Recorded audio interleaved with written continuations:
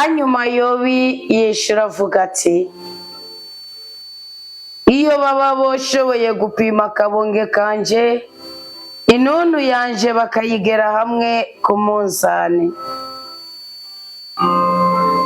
Erega irusha kuremera umusenyi w'ibiyaga, nico gituma mvuga nsindwa.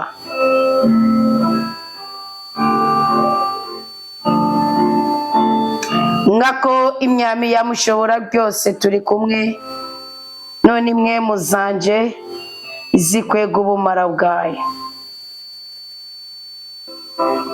Ibintu biteye ubwoba Imana igira birambangamiye.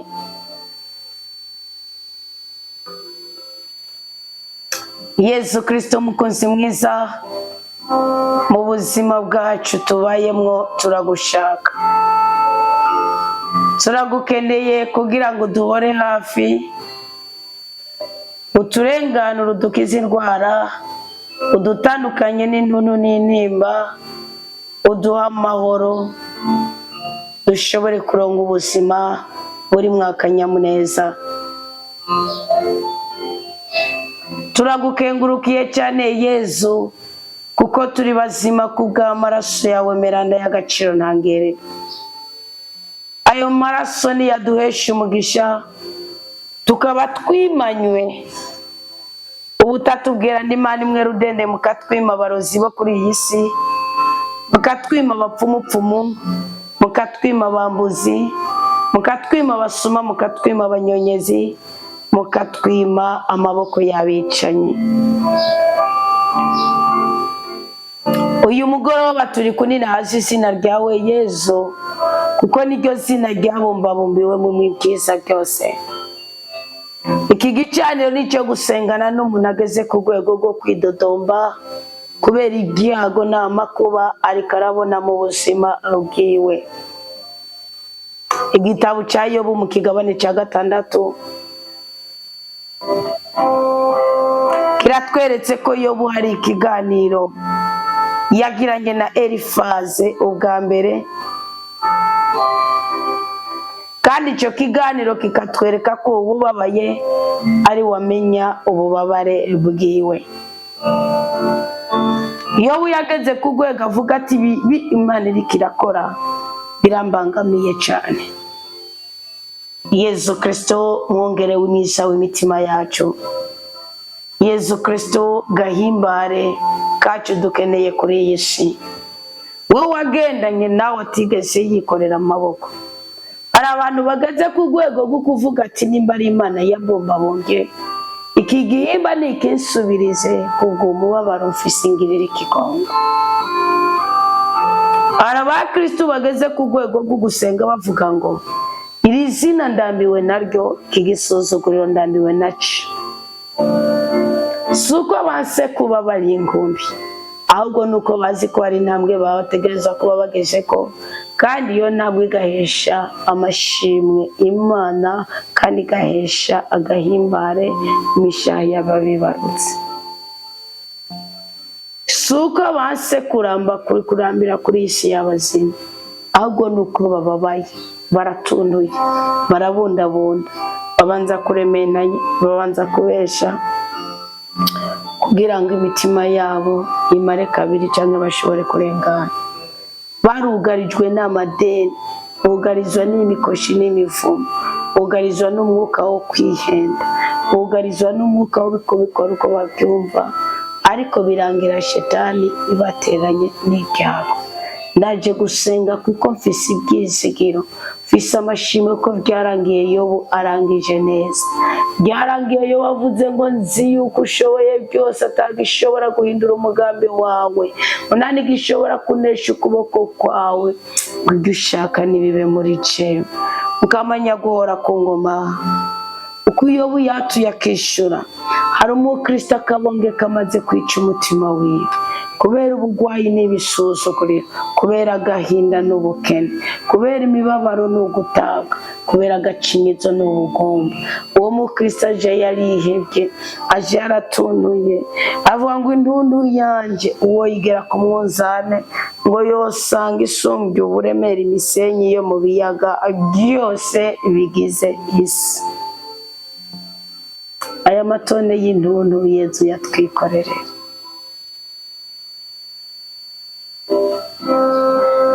Yewe yaravuze ngo nicyo gituma mvuga ndiko ndazindwa. Yezu ari abantu dufise amadidane y'ibikorwa by'urukundo Bibiliya idusaba kubera impamvu y'imibabaro dufise. Iri jambo rivuye mu kigabane cya 6 guhera ku murongo w'igitabo cya Yobu. Igitabo cyanditswe na Musa cyandikira Mediyane kwa sebukwe. Ntiyacyanditse aryohewe ariko natwe turagomba kwandika ibitabo bishasha. Ntiyacyanditse anezerewe ariko natwe turagomba kwandika ibitabo biva muri ubu buzima tubayemo. Ku buzima bwa Yobu bwavuye mu igitabo cyigisha, niko natwe tugomba ku buzima bwacu buva mu igitabo cyigisha. Nyaguhora ku ngoma, rutare ubuzima bwacu, gahimbare kacu, iki gicaniro cyacu cyo hagati ya saa 12 na saa 3, nuceze Yezu, nugihesha umugisha Yezu, nugihesha gahimbare Yezu Kristo mukunzi mwiza. Twazinduye tugusaba kandi ubu tuzinduye tugushima, twongera tugushikanira, kandi mu byo tugushikanira ntidushobora gukerereza mu imitwaro yacu kuko nta wundi dufise twoyeretse. Erega Yezu ni wewe muhozi, erega Yezu ni wewe mukiza, erega Yezu ni wewe mutabazi, erega Yezu ni wewe murengezi, erega Yezu ni wewe murenganutsi, erega Yezu ni wewe gahimbare, erega Yezu ni wewe byose.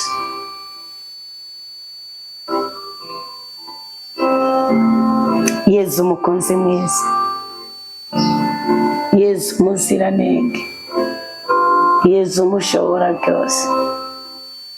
Tugira inama y'icyo twakora dukire, tugira inama y'icyo twakora tubohoke, tugira inama y'icyo twakora dutabagwe, tugira inama y'icyo twakora dutete urugo, tugira inama y'icyo twakora amasezerano yacu yuzure, ntituzokwicuze ngo dutahe kwa data tumeze nk'incike zicitse kwica. Yezu turagufise kandi ugufise afise byose. Ugufise afise amahoro, ugufise afise urukundo, ugufise afise ubutunzi, ugufise afise ijambo, ugufise afise ubutsinzi, ugufise afise igikundiro, ugufise afise ubudahangarwa, ugufise afise isoko ry'ibyiza byose. Ubu buzima bwacu, iyi mibiri yacu nyabworo ikeneye ikiri kuri iyi si y'abazima. Zaburi irambwira ngo umukama ni wakurina, niko Zaburi 121 umurongo wa 5 ivuga. None mukama nimba ari wowe uturinda, akaba atangabo nimwe y'isi yoshobora gutoteza uburinzi bwawe, twemerere dukorane nawe, twemerere tuvugane nawe, tuje kugamagama ku bibero byo mu byadukunda. Izarambwiye ko ku bibero byawe ariho turi, izarambwiye ko ku mugongo wawe ariho turi, izarambwiye ko gushika imvi zacu zibaye uruyange, kuzotwamiza ku mugongo. Umwana ari ku mugongo ntiyisigura, abasi ntibakagume batubazagitse.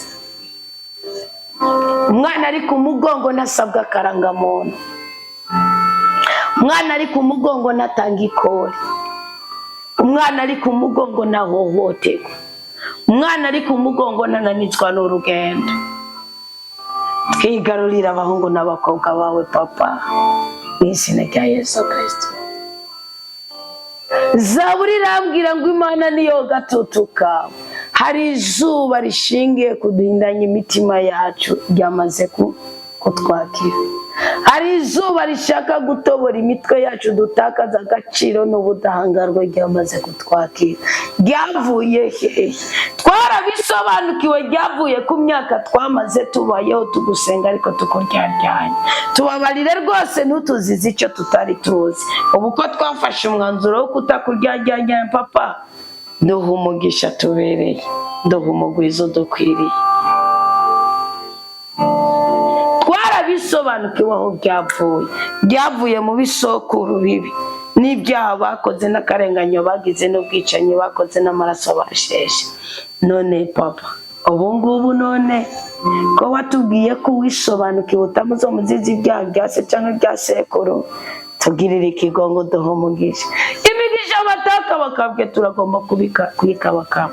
Imigisha baticayemo turashaka kuyicaramo. Imigisha batazamukanye mu biganza byabo turagomba kuyizamukana nyaguhora ku ngoma. Imigisha batibweje n'amaso yabo. Nasenga yaravuze ngo wapfuye naco yabonye.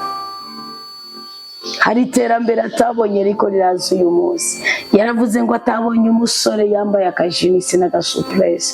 Avuga ngo atabonye umusore yambaye uturinete yadushize no mu ruhanga. Aravuga ngo atabonye umusore yambaye agakebe. Aravuga ngo atabonye umukobwa yambaye agasikini.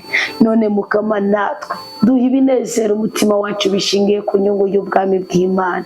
Tugaragare ko turi abambasaderi bawe. Abagwayi turiko turasengera nibakire. Iki gituntu nikihave, iri tabi nirigende, inkurikizi imbi zawe zibaveko kugira ngo bahaguruke bagukorere mu murimo wawe kuko harakeneye abakozi benshi.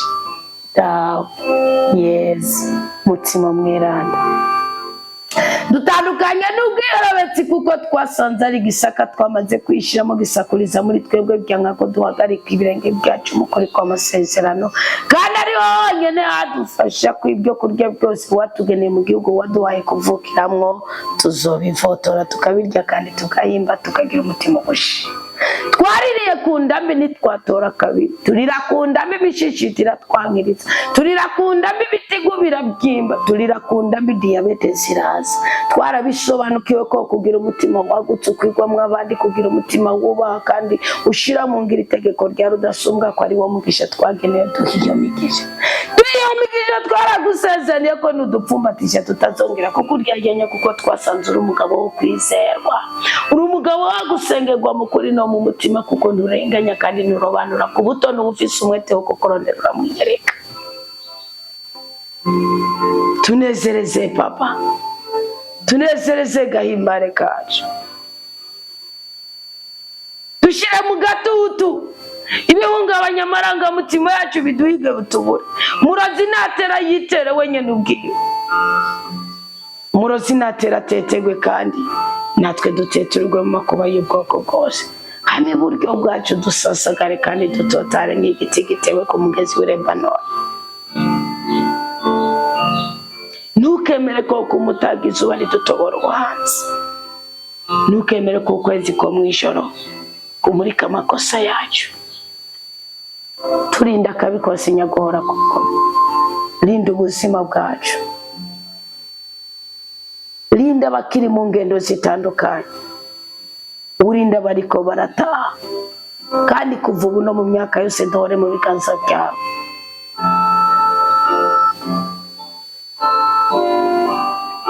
Dawa tuwese ubyagiye mu ijuru, ndaramuye amaso ndayerekeza kuri wowe nyaguhora ku ngoma. Ubu mubavu mota neza ibi byacu by'abana bawe, amashikanwa y'abana bawe, utu twigora tw'abana bawe, ubu mutima ukenguruka izina z'abana bawe, iyi mitwaro y'abana bawe, ibi byose ni wowe ushoboye kubishyira ku murongo kugira ngo tugwize amashimwe azanana mu izina ryawe wowe rudasumbwa. Papa waraduhaye uburenganzira wa musi watwegereza mukaduha izina ukatubwira ati ari muri studio restaurant Komera Kristo ni muzima. Waduhaye izina, uduha ubutware, uduha ubwenge, uduha ubwizigirwa, waduhaye kurambira mu buntu bwawe no kurondera mu budahangarwa bwawe. Turaje kurondera amahoro iwawe, n'ahandi turi buronke tuyarondera twadodoye iburyo turabura, tujya ibubafu turabura, turondera imbere turondera n'inyuma turabura, ariko twasanze muri twebwe kuko hari ukuri kw'ijambo ryawe ariho hari ibisubizo by'ibibazo byari bihangayikishije amarangamutima yacu. Himbara imitima yacu natwe duhimbaze mutima wa mwiranda akorera muri twebwe papa. Ubaka ubuzima bwacu, senyura ibidusenyagura, hindanya ibihindanya amarangamutima yacu, bohe ibyo byose byaboshe uburenganzira bwacu. turagimagiba imbere yawe tukivuga kandi tukasamika akanwa kacu ukakuzuza iby'amashimwe, ukakuzuza ubutware bwo kwirukana abarozi n'imikorere yabo n'abapfumu n'imikorere yabo, ukatwuzuza ubutware bwo kwirukana indwara z'ubwoko bwose maze twazihuha zikagenda. Mwangwara mwe nimugende mu izina rya Yesu Kristo. Turagimagima imbere yawe tukasamika akanwa kacu kakuzuza nk'uko wabitubwiye muri Zaburi ya 82, ukaduha umugisha wo kwatura amahoro akaba ku bana bawe, ukaduha umugisha wo kudodora tugohereza imitwaro yabo nawe ukabyumva, ugakoresha ya systeme yawe idasanzwe, ya strategy yawe idasanzwe, ugahezagira ubwoko bwawe ukabutabara kandi ukabutandukanya n'icyitwa icyonyi cyose, kuko byaratwonye bitubuza urubyaro none tugiye kubyara, byaratwonye bitubuza igikundiro none tugiye gukunda dukunda, byaratwonye bitubuza umugisha none tugiye gutandukana n'icyitwa icyago kuko kibyara icyago maze tubone kugira umugisha. Numugwiza ibiganza byacu bigira icyo bitanga n'icyo bisigarana, maze mu izina rya Yesu Kristo twandikisha amateka muri iki gihe tubaye kuri iyi si. Erega ibyo tubihabwa nawe Papa, ibyanyu byaratwononye bitwononera amarangamutima dukunda hataragera dukomerekera mu rukundo, dusigara twibaza icyo twavukiye turakibura none tugiye gukurwa kwicyonyi n'icyangirizi cyose. Duhabwe umunezero mu izina rya Yesu Kristo, ikigayi yacu tuyagarike n'ibirenge byacu. Yezu uri umwami w'abantu, Yezu uri umukiza w'ubuzima bwacu, Yezu uri umutangabugingo. Ndasamitse akanwa kanje kuzura imbabazi zawe, ndazisabira abatonuye ku mutima kubera ibyaha byamaze kubagiriza mu mitima yabo, baraciwe baratabwa, ariko uyu mwanya nje kwambaza amaraso yawe merana, amaraso yawe merana. Ndasamitse umuntu wanje ndayagotomeye kandi yagotomeje ubwoko bwawe, naza kureho imihindo yose mu mitima yacu, naza kureho imibabaro y'ubwoko bwose mu buzima bwacu, naza kureho amanyanga mu ngingo zacu, aho twibwe, aho twabeshe, aho twiweje ibintu bitubahisha izina rya Rudasumba, aho twagendagendeye hose hatukisha izina rya Nyenijuru n'isi. Tubisabye kwimbabaza amaraso ya Kristo natweze rwose aduhumanura, dutyorora ingingo zacu zisigaye zera derere ziri nazimana bishoboka kandi bikunda, maze tubone kwererwa mu byo dusaba umukama, duhabwa umugisha no mugwiza kandi duhabwa inyishu, duhonga ibisubizo bikuraho imisozi yose yari hanamiye imitima yacu. Yohani Batista yaravuze ngo nimuzibire imikobeko, twone tujya kuyitsibira ko sangwa tuje kuzibira ko, kuko mwene Sirake nawe cyatubwira ko cyakizana icyaha. Tugomba kwanga no kwitandukanya n'ibyago by'ubwoko bwose tutisunzaho tuvuka n'icyo turi n'imyaka tumaze dukenye tugowe cyangwa tugwaye, ahubwo tugiye kwitandukanya n'icyo cyose gikomoka ku mwuka w'isi, kidakomoka ku butware bwo mu ijuru.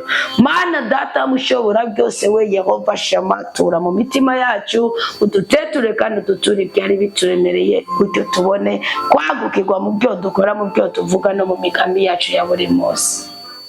Mana mutima mwiranda zana ubwenge, kama Yesu zana urukitsi. Dawudi yavuze ngo naranezera abo bambwira bati ngo tugende mu ngoro y'umukama, ibirenge byacu byahagaze mu marembo yawe Yerusalemu. Iyo ni point d'exclamation. Natwe twahagaze Papa, duha umugisha, twahagaze nyaguhora ku ngoma duha amahoro, twahagaze nyaguhora ku ngoma duha umugwiza, twahagaze nyaguhora ku ngoma duha akanyamuneza, twahagaze turinda ibyonyine ibyonona amarangamutima byacu byose, twihere guhimbaga, twihere kuramba no kururanirwa. Remesha kandi ukomeze abatwibarutse bose, ubatandukanye n'icyaha cyane cyane cyo mu gisokuru kibi, udukura kw'ibicaniro byose by'abagiye kuturaguriza, udukura kw'imivumo y'ubwoko bwose, uduhindurira amateka mwami w'abana, dukure kw'ibyo bisudu tuvuga ko ubugumba, ariko tugiye kwivuga amazina nk'uko umubyeyi Ana nyina wa Samuel yabikoze, ngo yari yagiye rimwe gusa ishira, maze Hera aratangara, niyo arazi ko Imana ishobora gutanga urubyaro kubera uri karatitima ari karasengera muri gititi. Natwe uyu munsi turi ko turasenga amajambo atoboka, kuko dufise intare zitwemeza ko turi ku gicaniro cy'ubutabazi. Twihere nyaguhora ku ngoma ibyo byiza watugeneye, turi kugushimira kuko nukuba turiho turi bazima, suko turi beza, suko turi berana. n'impanuka nyinshi abasi bagombye kuduteza, ariko wowe nyine ubwako kavuyo wagakuye. Waduhaye umugisha n'umugwiza turawiteze, waduhaye urukundo n'igikundo turaciteze. Turiteze kudukura kwiga isuzuguriro, turiteze kuturenganura, turiteze kutuburanira, turiteze kudutera iteka, turiteze kudutabara, turiteze kutwishyuriza, turiteze kutwishyurira, turiteze nyagora ku ngoma ko ibyiza byose bikomoka kuri wowe. Uyu munsi tubibotora tukabihabwa abacu bakava ku mfiro, tukaza twese tugahana amaboko y'ukuryo, tukaheza tukazamura icyubahiro wowe, tukavuga tuti Uwiteka niwe yabaye, niwe yahabaye yatahaba. Abasi bari kutumira bungura icagiye twari twabateye ishavu, mugihe twabasaba imyenda cyane tukagaragara nk'inkumba, bakavuga ngo twaje kubonye imiryango yawe. Ndagushimiye kubwiteka ugiye gutera ababyeyi ukabashira impundu mu mitima. Ndagushimiye kubwiteka ugiye gutera urwaruka ukabashira indirimbo shasha mu kanwa. Ndagushimiye nyagora ku ngoma, ndagushimiye mutware w'ubuzima bwacu, ndagushimiye nyene ijuru n'isi, ndagushimiye wowe utubwira ko twubatswe nk'igisagara giteranye kitatagaguci. Niwe ugiye kudukura kwa gashinyaguro, niwe ugiye kudukiriza abatware, niwe ugiye kudukiriza ibibondo, niwe ugiye kuduha ubwenge, niwe ugiye kuduha ubweranda, niwe ugiye kuduhumanura, niwe ijoro ugiye kurarira impome z'inzu zacu, niwe ugira ijoro ugiye kurarira amagara yacu, niwe ijoro ugiye kuduha umugisha, ukaduha umugwiza, ukaduha umunezero, ukaduha ibyiza, ukaduha ibyishimo. Nkundira ndagusaba umuhezagiro mu ruhanga rw'abo bose batakikujyajyanye icya cumi, Mana baha umuhezagiro, baha igikundiro, baha ubudahangarwa. Mu biganza byabo hashira umugisha n'umugwiza, mu mugongo wabo hashira ubukomezi, mu ntano wabo hashira uburinzi, mu birenge byabo hashira ubutware, ku bitugu byabo hashira ubuyobozi. Muri byose na hose, mu ngingo zacu, mu bacu no mu byacu, mu byo dutunze no mu byo tugambiriye kuzotungira kuri iyi si, kandi bikazodufasha kugira ingazi itunyarukiriza kugera iwacu mu ijuru mu gihe hazo bageze tudakenyutse. Mana ibyo byose mbishyize hamwe ndagushimiye, ndetse ndakiriye imigisha itandukanye mu bwoko bwawe.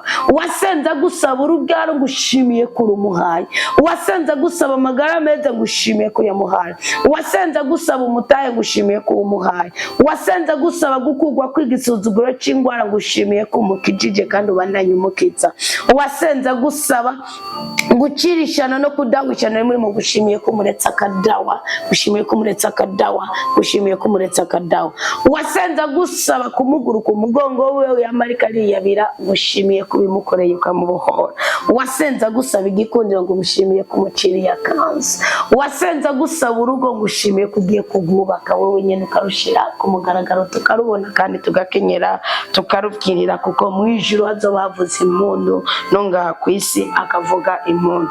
Uwasenza gusaba buri kintu kimwe cyose, ingwara imuzengereje, ubukene bumuzengereje, icangiro kimuzengereje, uruzerezi rumuzengereje, ibyaha, ukwisambanya, ubutinganyi, ukubesha, ukwiba, bimaze kuba nk'ubugwayi bwo mu mutwe kuri warabyanga akabisengera, ariko yisanga yabibayemo. Ndasengeye abana bango bakire kwisambanya no gusambana, bakire kuborerwa inzoga bazibone badawe, inzoga bazihure, inzoga bazihure.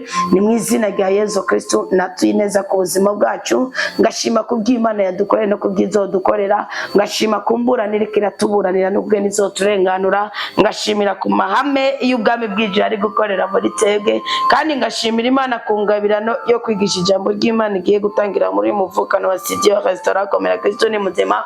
Ngashimira Imana ku byaro zishika 6 zigiye guhabwa abagore bamaze kugera muri menopause.